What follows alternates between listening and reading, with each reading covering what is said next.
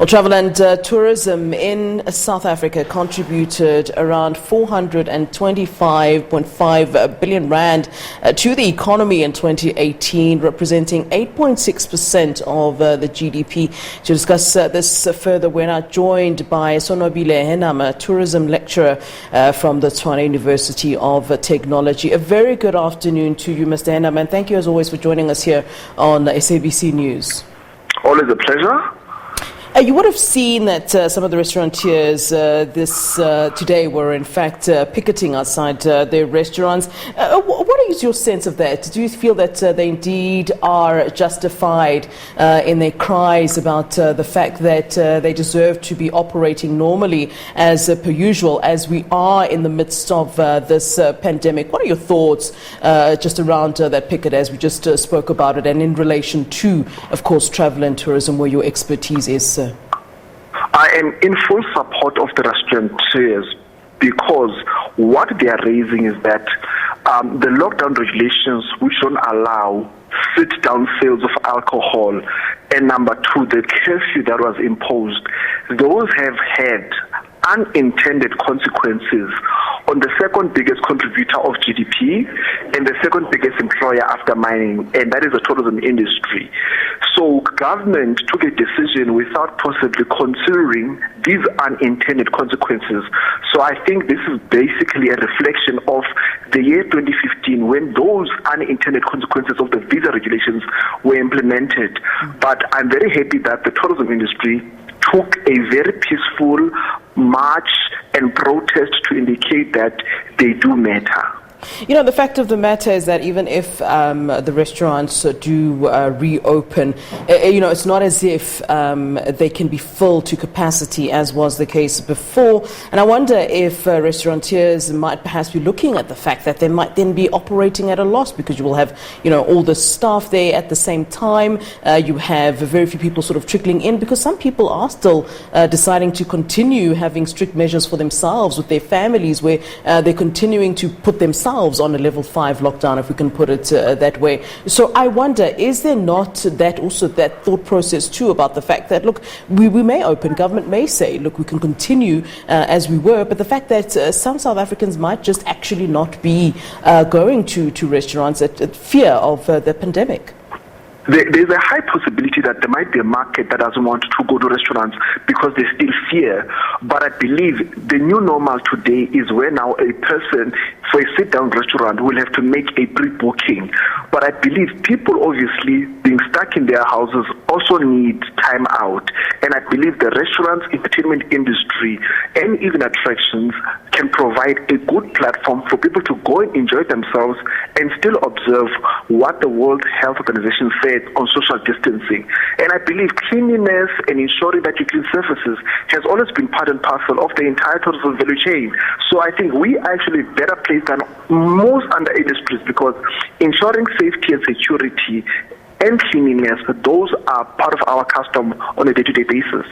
Yeah, travel and tourism in South Africa contributed around 425.5 billion rand to the economy in 2018, representing 8.6% of the GDP. I mean, that's a huge number. But do we take no kind of, I suppose, consolation in the fact that, look, South Africa is not the only country at this point that's been so hard hit by travel and tourism? But on the flip side, if you look at it, how do we recover from this? I mean, 425.5 billion, which could have gone into our coffers. Can we recover? I mean, 2020, we can call it, a year that's been wasted. If you look at this, how do we possibly catch up, if I can even put it that way? How do we make up for this? If we want to make up for this, the first thing we must do, let's allow intra-provincial travel to happen. Number one. Number two, let us ensure that we change our aviation policies to ensure that as many airlines can operate domestically so that prices can come down. Ensure safety and security.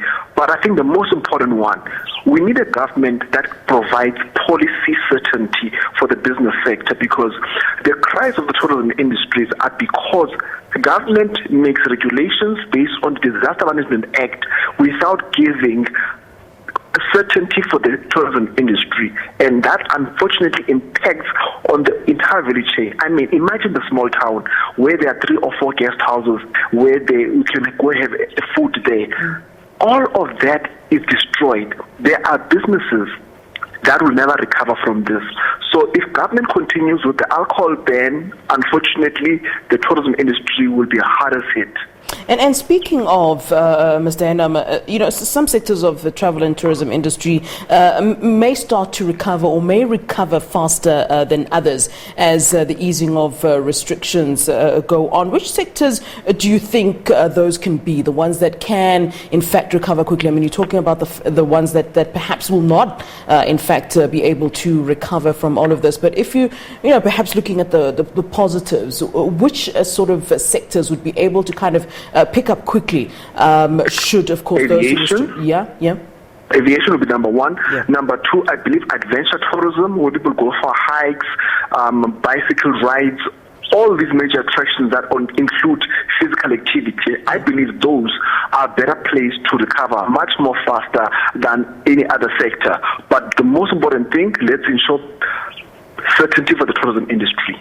You talk about the aviation industry, and one concern, as an example, I'd like to give is where, a typical businessman, for example, might be traveling, perhaps flying once or twice a week for business. We've now got new ways of connecting, new ways of having meetings, new ways of contacting each other, new ways of kind of having meetings with each other. Do you not worry about the fact that some of these, let's say, businessmen might continue to, in fact, carry on how they've been doing during the lockdown in terms of having, Skype meetings as we would be having? Do you not worry about the fact that they would have decided, well, maybe these are also cost-cutting measures. Instead of me getting on a plane, traveling to another province, I can have, a Skype meeting. I can have 10 people that I want to speak to at one go on a computer, and it's done, and I don't have to do, that logistics of getting onto a plane and flying out and staying at accommodation. Is that not also a concern for the travel and tourism industry, the fact that we are now in this new normal and some businesses may in fact just change how they've been operating anyway? Beautiful question. I believe Skype meetings, Zoom meetings are the way to go. But if you look at stats, it's only 2% of South Africa's population that uses aviation. So now this gives the aviation industry a new responsibility of how do you market and ensure people move away from traveling using the minibus taxi to them using aviation. That then leads us to a secondary conversation that municipalities that are the owners of regional airports must start to lease those airports so that the new Lansaria can be created. So I only see opportunity for smaller municipalities, smaller destinations on how they can tap into aviation. Because remember, once again, it's only 2% of South Africans that use aviation. So there is a big, huge market that can be exploited. All right. Always a pleasure speaking to you. And thank you for always availing yourself to SABC News. We thank you.